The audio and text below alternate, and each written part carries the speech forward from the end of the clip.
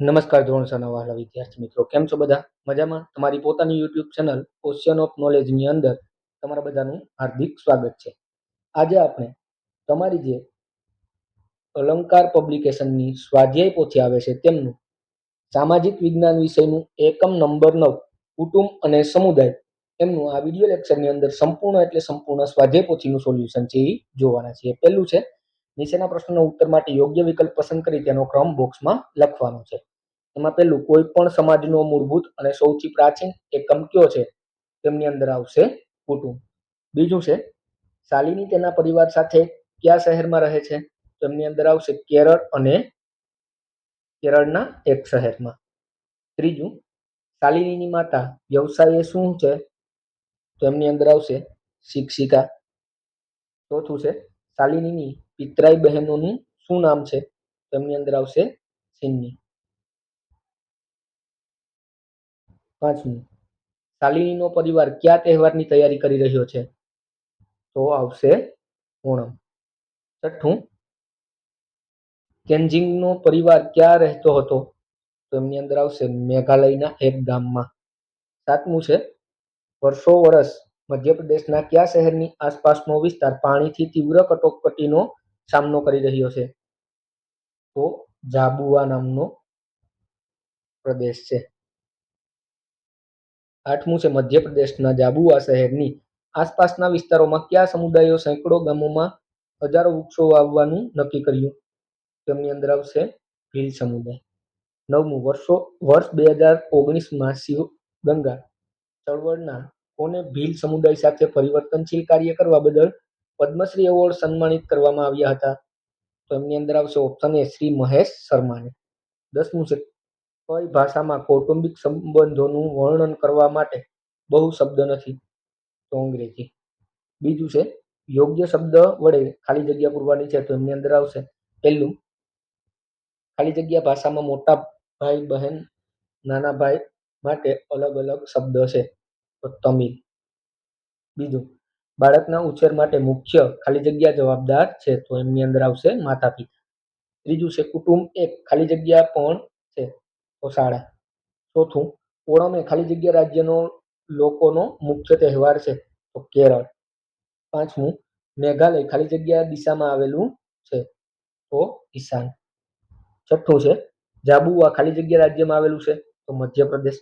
સાતમું, ખાલી જગ્યાએ માનવ સમાજનો પાયો છે. તો કુટુંબ. આઠમું, ખાલી જગ્યા પરંપરાનો હેતુ પૃથ્વી માતાની સેવા કરવાનો છે. તો હલ્મ. ત્રીજું છે, નીચેના આપેલા વિધાનો સામે ખરા કે ખોટાની નિશાની કરવાની છે. પહેલું છે, કુટુંબ એ સમાજનો મૂળભૂત અને પાયાનો એકમ છે. વિધાન સાચું છે. બીજું, ભારતીય ભાષામાં પિતરાઈ ભાઈ માટે અનેક શબ્દો છે. આ વિધાન પણ સાચું છે. ત્રીજું, સહકારનો અર્થ થાય છે સાથે મળીને કામ કરવું. આ પણ સાચું છે. ચોથું, તેન્જિંગ પર્વત વિસ્તારમાં રહે છે.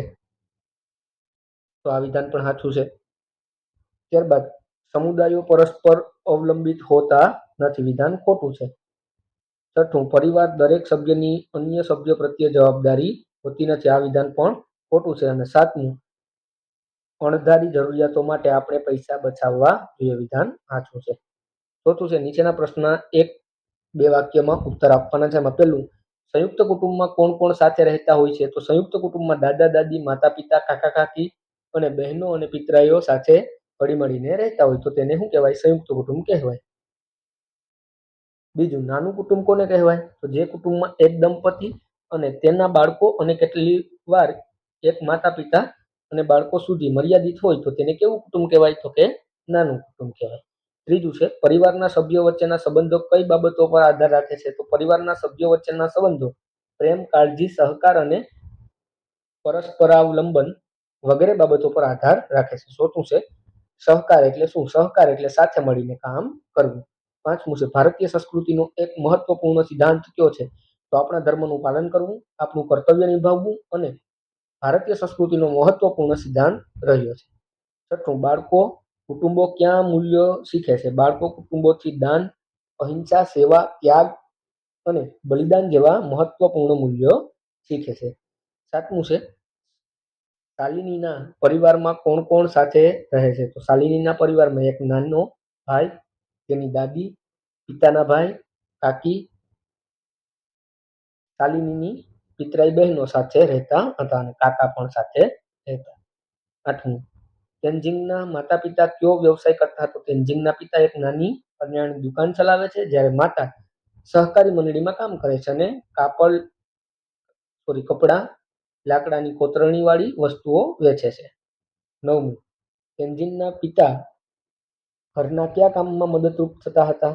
તો તેનજીંગના પિતા ઘરની સફાઈમાં, શાકભાજીની બગીચાની સફાઈ અને ઘરના અન્ય કામોમાં મદદરૂપ કરતા હતા. તે દાદીને રસોઈ બનાવવામાં પણ મદદરૂપ થતા હતા.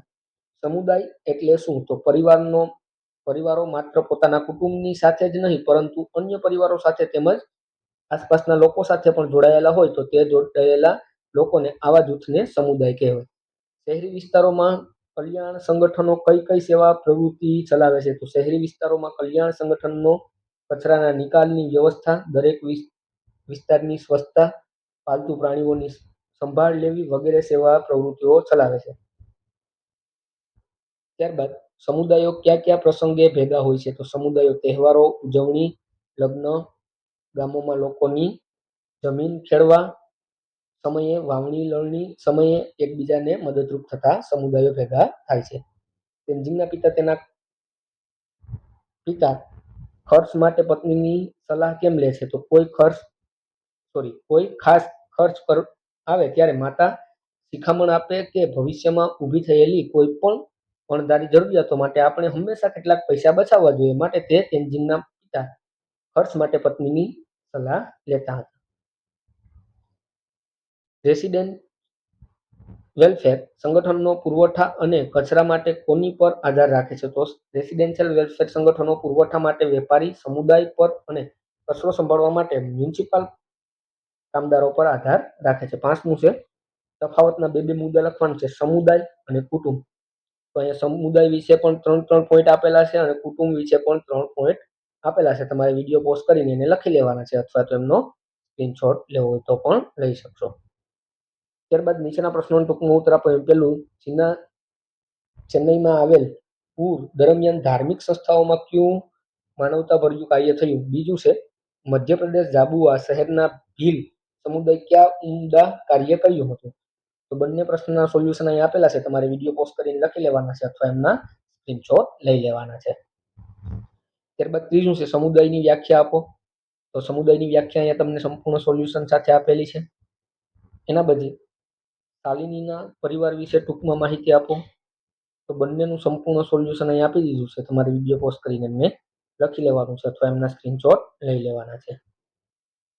ત્યારબાદ 5મો પ્રશ્ન છે તેનજીંગના દાદા દાદી ઘરમાં કઈ ભૂમિકાઓ નિભાવે છે?